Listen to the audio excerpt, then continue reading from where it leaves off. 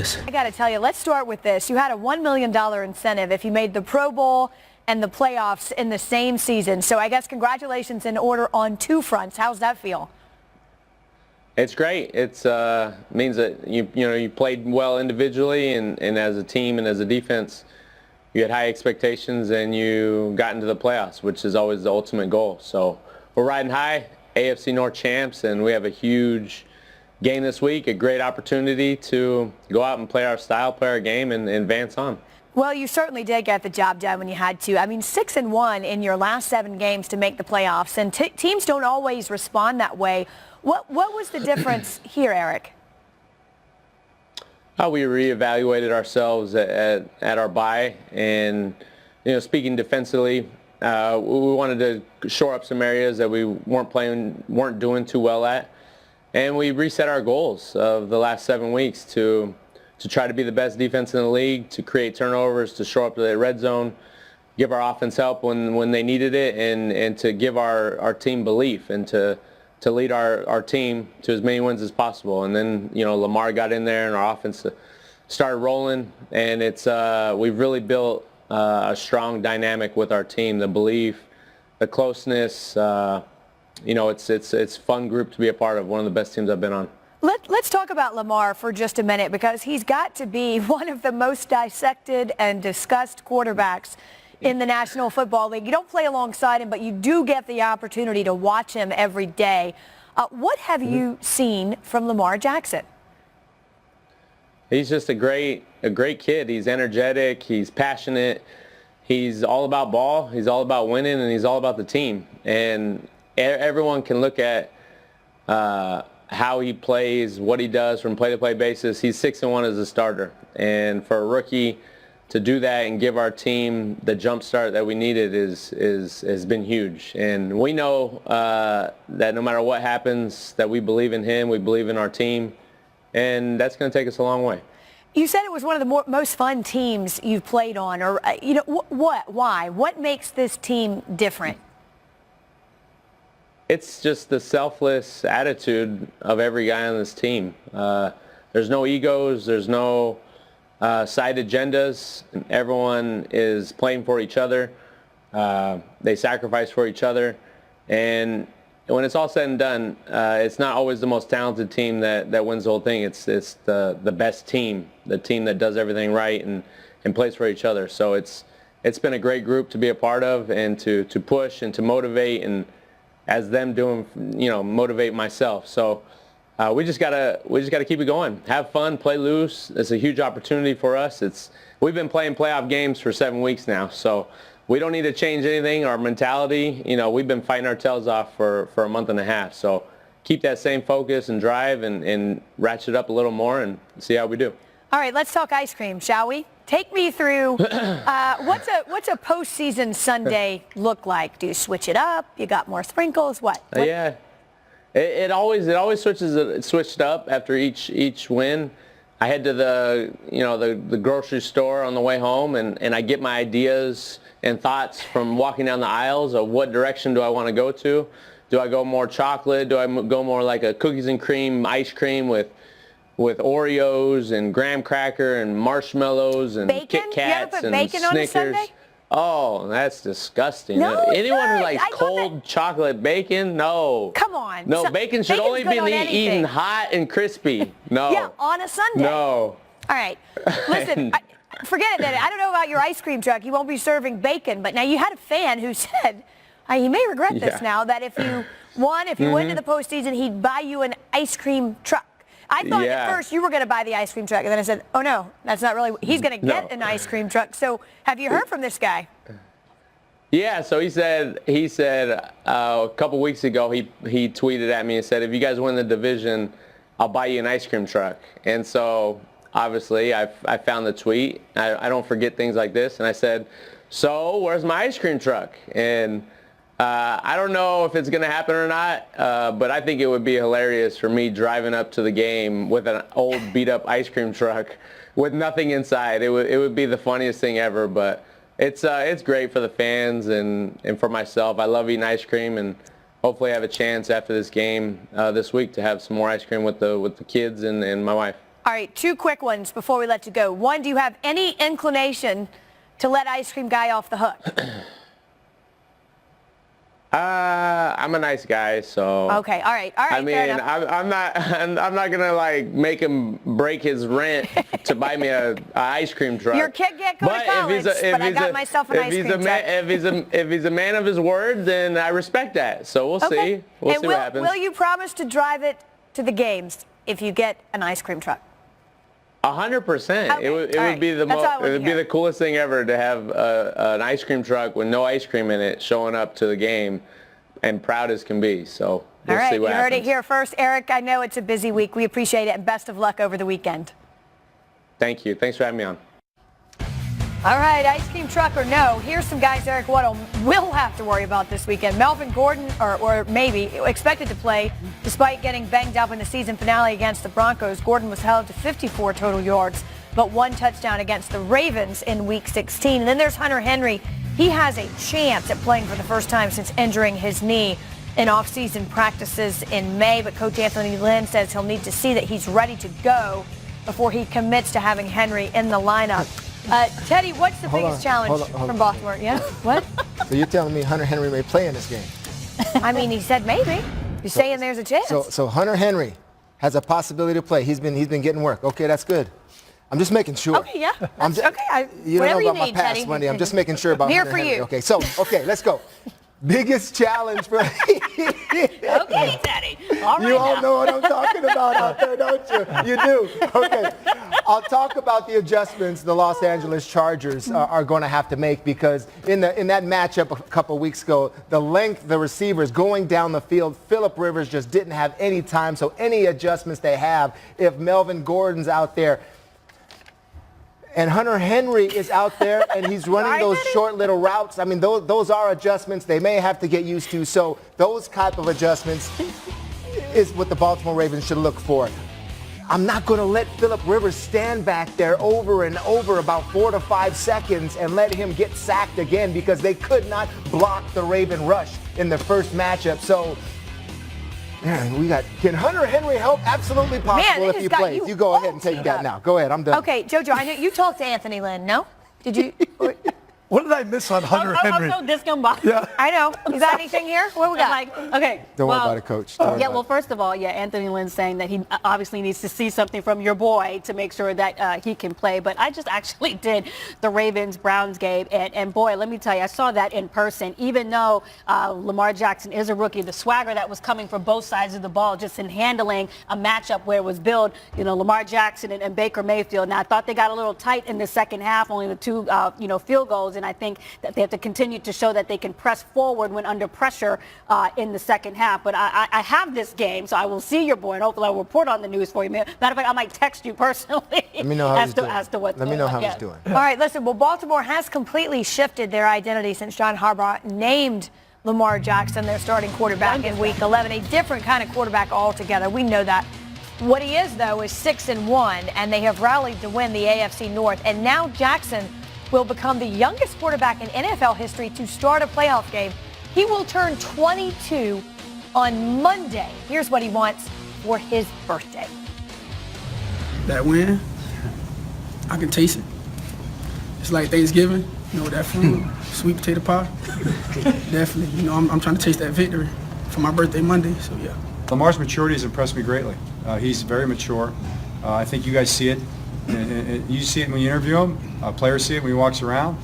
Like I said before, he's very comfortable with who he is, and that's probably a sign of maturity for sure. Well, JoJo, you referenced this, but you've covered this team a number of times this season. You've watched Lamar Jackson. Any concern at all about the way he will handle what will certainly be the biggest game of his young career? Well, I think what you heard John Harbaugh saying is how comfortable Lamar seems to be in his skin. I mean, I was standing there right at the little steps that come out from the locker room as he was coming out on the field. Joe Flacco was behind him. He had this ease to him. The rapper Kodak Black was at the game, gave him the 1800 chain. They're from the 1800 block where they're from. So he was just cool, easy. It wasn't too big for him, which is what I saw a tad bit. Remember when we talked about it when they were playing the Chiefs and he had that final drive, and I felt like there was some, moments where he seemed, undecided with what he was doing. But this is a guy that, I mean, just was calling his number with ease, you know, in terms of going into the end zone. I was also struck by the yardage that Kenneth Dixon was also getting in this game, in addition to Gus Edwards, just showing even the Browns, who were very, very confident coming into that game, talking about Lamar Jackson's fumbleitis, you know, that they were still able to move the ball against him. So I think regardless of the fact that he is a rookie and he's the youngest ever, that they will show extreme confidence in this matchup. I think the best way to get rid of those, and if they are with Lamar Jackson, those playoff jitters, if you're a coaching staff, I think they have the perfect plan. You run the football with Lamar Jackson, because then you get that first hit. Don't call an option. Nothing where he can read and diagnose and possibly pitch. Quarterback power, quarterback counter, quarterback zone, anything like that can get him positive yardage and tackled early in the first series. Get it and off, he'll settle get it off down your very plate. quickly, and they'll hit him with those play action passes. He can have a great game. Smart. Coach, what's the biggest challenge here in preparing a rookie quarterback for a game like this? Well, the beauty of being young is You don't know they what you don't know. Yeah, you don't know what you don't know. And you just look at his athleticism, and everybody's questioned, you know, how he's going to be in third down passing, how he is, his accuracy. This guy's a playmaker. And I look at John Harbaugh talk about how much he loves this team. In fact, he said it was his favorite team he's ever coached. And it is cool, having been in a situation like that where you're running basically the option in the NFL football a few years back with Tim Tebow, is watching that growth and watching that team rally around this guy. I mean, he's a magnet. And that team has rallied around him since he's become the starter. And I want to also show that, you know, Lamar has, and I keep underlining this, but he has shown that he can pass the ball. And I go back to the game against the Chiefs where he made the 2 passing touchdowns in the second half. So he has shown a wide array to his game in addition to the athleticism. Well, and you know what? When we asked Eric Weddle about that, you didn't see it there, and we said, you know, what do you say to the folks who say he can't throw, or he's 6-1? 6-1. 6-1 as a starter, and you cannot argue with that. And over Baker Mayfield and the Browns, who was drafted #1 overall. There you go. Well, I was going to say, they're pretty close to being 7-0 if they don't give up a late touchdown fair drive point. against the Kansas City Chiefs. I mean, they could be 7-0. All right, well, it's a new year, right? January 2nd, so I don't know how many people made resolutions. A lot of people do. How about our teams that need to make some New Year's resolutions? We'll talk fresh starts next. A 7. Oh, I wondered if we were going to get the music. We are. I like it. All right. Year. Happy New Year. Yay. Happy New Year. It happened a couple days ago. One day. Here's the thing. It doesn't matter, because when you make a New Year's resolution, I don't know who did. Did you guys? Did you? Anybody? Not yet. Okay, not yet. Anyway, you want to stick to them January 1st, 2nd, 3rd, so on. So listen, you know, the most common New Year's resolutions, according to the Google, are the following. And I believe these, actually it's Inc.com. But anyway, I believe these to be true, because everybody wants to, you know, gym memberships go sky high in January. They're going to exercise more. All of these things. Read more. Some of us want to read more. Find another job. And so on. I myself have spent plenty of time with family and friends. I don't need any more. Not on my list. Okay, anyway, leave it right there. It's been a long few days at home. I like my family, Wendy. So good for you, Teddy. So we'll start with, next we're going to start with Josita. Listen, we're talking about NFL teams or NFL players who need to make New Year's resolutions. And look, what's number 1 on our list is, well, number 3 actually, lose weight, JoJo. But those first 3 all sort of pertain. Who or what team needs to lose some weight? Well, the New York Giants have a big decision again to make at the quarterback position. But to me, this is not so hard to make, since they are 8-24. 8-24 Ouch. in the last 2 years. And so, yes, Manning should be revered because he has 2 Super Bowls and he comes from a lauded family. But it is time to cut the cord and get the new era going at the position and make some of your playmakers on the team that much happier in terms of getting the ball downfield and opening up the offense so you can win. Because what did Herm Edwards say? You play to win. The They are game. 8-24. Okay. Okay, fair enough. You're not the only person to ask this question or even to suggest this. Dave Gettleman, of course, talking to the media, was asked. Here's what he had to say about his quarterback. Just to get it out there, just so you guys understand.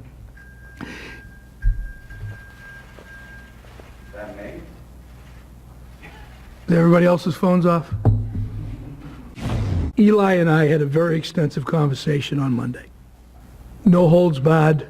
He took me in the low post and won, but you know, the bottom line is it was a very honest and upfront conversation. I'll keep what was said private between he and I.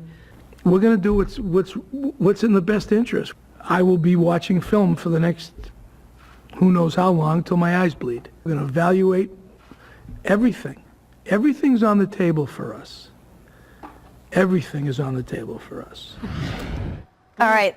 To be continued. Little translation, another quarterback's coming. That's right. I was gonna build the probably. suspense, but you can cut to the chase. Yes, in all likelihood. I wasn't sure whether he said extensive or expensive. I guess it was extensive. They might be both. Yeah, okay, gotcha. Speaking of expensive, save more, spend less. A lot of people want to do that in the new year, Teddy Bruschi. And Who you got? Who needs to save more, spend less? I'd say, the team that's been in the news a lot today, it's the Pittsburgh Steelers. And I'd say save more based on, let's get all of these conversations of trading Antonio Brown out of there, because it hurts your cap, and also he's one of the best in the game. And so save more, keep your players that are there. This is a good football team. Connor's going to be even better next year.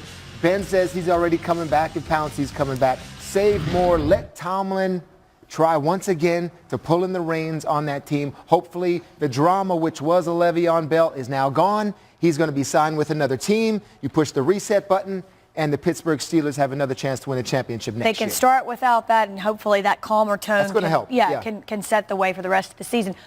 Find another job on a lot of people's lists, Coach. Bring us home. Who needs to find another job? Well, we just had an extensive conversation about Lamar Jackson. I'm going to go Joe Flacco. And look, therein Joe lies the Flacco's reason. had a great career in Baltimore. He won them a Super Bowl and brought the Lombardi Trophy home to Baltimore. And there's going to be a big market for Joe Flacco. There's teams out there that are going to be looking for quarterbacks. This guy's proven himself. Again, like I said, the Lombardi Trophy. But Lamar Jackson is now the quarterback of the Baltimore Ravens. They're getting ready to make what I think is going to be a long playoff push. We go back to that one number, 6-1. Yep. Could have been 7-0. There you go. All right, JoJo, get ready. Get your coffee ready. Coming up on NFL Live, Cup of Joe is brewing. I'll take a cup. Interview season is in full swing. We'll talk about these open coaching positions next. Full swing, 8 head coaching positions available at this point in time. Here are the names that are currently being interviewed today for positions around the league. For the Jets, Eric Bieniemy. The Bucs, also Eric Bieniemy. He's the Chiefs offensive coordinator. Broncos, Chuck Pagano. The Cardinals will talk to Adam Gase. And the Bengals will interview Hugh Jackson. And so it is a perfect time, really, for a Cup of Joe. Josina Anderson, our insider who follows all of these things. What do you hear, Josina, about the way this process is unfolding this time around? Well, we talked first about, Vance Joseph and obviously getting an opportunity, as I reported earlier this morning, to interview with the Bengals, not just Thursday, but Friday, obviously, after losing his job in Denver, and then Hugh Jackson getting an opportunity to do that now. We talked about George Edwards traveling for his interview with the Bucs on Friday, and then Bieniemy interviewing with the Jets and also the Bucs as well. Today, you have a lot of coaches that are getting these opportunities now because there are 8 positions that are opening. Hot names include Brian Flores, Zach Taylor, quarterbacks coach of the Rams, Josh McDaniels, and what have you. So, but the other thing that is illuminated by these openings is just some of the things that we have been talking about since Monday and why these jobs are opening. And I wanted to just illuminate a letter that I received from a former coach in the NFL prior to, after some of these coaches were let go. And he just wanted to underline this, that 5 of the 8 coaches that were fired were African American. And he felt like this is a disturbing trend in the NFL right now because in his estimation, there is no regard for allowing these coaches to build their culture and to build what they're trying to establish with their tenures, and that they're happening too quickly. This leaves 2 head coaches in the NFL who are African American, that being Anthony Lynn and Mike Tomlin. Obviously, you have Coach Ron Rivera, who is with the Carolina Panthers. Also, this head coach saying that, Steve Wilkes getting just 1 year in Arizona, in his estimation, is an absolute joke. And he says you look at some of the teams that have first-year head coaches who also had not just veteran quarterbacks, but solidified veteran quarterbacks, that being the Giants, who finished at 5-11 with Eli Manning, the Raiders, who finished at 4-12, and the Lions, who finished at 6-10. And the last 2 points that he made was what autonomy really did Vance Joseph have in picking his quarterback. We know that Case Keenum finished with a QBR of 29 this year, Trevor Siemian the year before at 32. And lastly, the note that he put out there was just the fact, in his estimation, of course, this being his quote, how much he feels like the political climate is having an impact on the hiring in the National Football League. So those are some of the things that you are hearing across the league. This was a letter that was personally sent to me that they wanted to have out as a voice for some of the African-American coaches in the National Football League. I think Steve Wilkes in particular, hard to imagine anybody turn that thing around in one season. I mean, it just was nearly impossible. On another note, as we look ahead to Wild Card Weekend, you've got the Cowboys who've got a big game against the Seahawks. They previously shut out the Colts, the Cowboys did. What did they learn from that, and what's the mindset of Dallas moving forward? Well, I talked to defensive lineman DeMarcus Lawrence, and you know he's always colorful. And I said, listen, did you guys learn your lesson after getting shut out by the Colts a couple of weeks ago? He said, we are locked and loaded. We are focused right now. We've been 2-0 since then. I said, yeah, but what about the 35 points that you gave up against the Giants? That's bad timing going into the playoffs. And he said, first of all, myself and Ty Crawford, we barely played, so that's not a big deal. And he also mentioned that he gave a speech to his team yesterday saying, we have to turn up the intensity. We have to turn up the focus. This is my third playoffs right now, and I need for you guys to understand that just one guy out of his spot, okay, can mean a change and a difference in the result for us right now. So he said, why can't we be successful, make money, and live out our dreams? So that's what he's saying to the team right now. And lastly, I said, but you know that Seattle team played the Chiefs pretty well. You know, they won 38-31 and was able to get up 38 points. And the last thing he said was that, first of all, that Chiefs defense is not our defense. He said, no disrespect against them, but we are a different breed. We play harder and we play faster, and the whole world will see that, you know, come Saturday. Come Saturday, it'll be the second playoff meeting between the Cowboys and Seahawks. The other in 2006, that was that wild card game where Tony Romo had the botched hold on the late field goal, and we know what happened there. Yes. Okay. JoJo, thank you. Always interesting. We've got team celebrations, record-breaking performances, and a miracle or two. Images of the year on deck. This is the game. Rolls to the right, throws to the end zone, caught! It's good! It's good!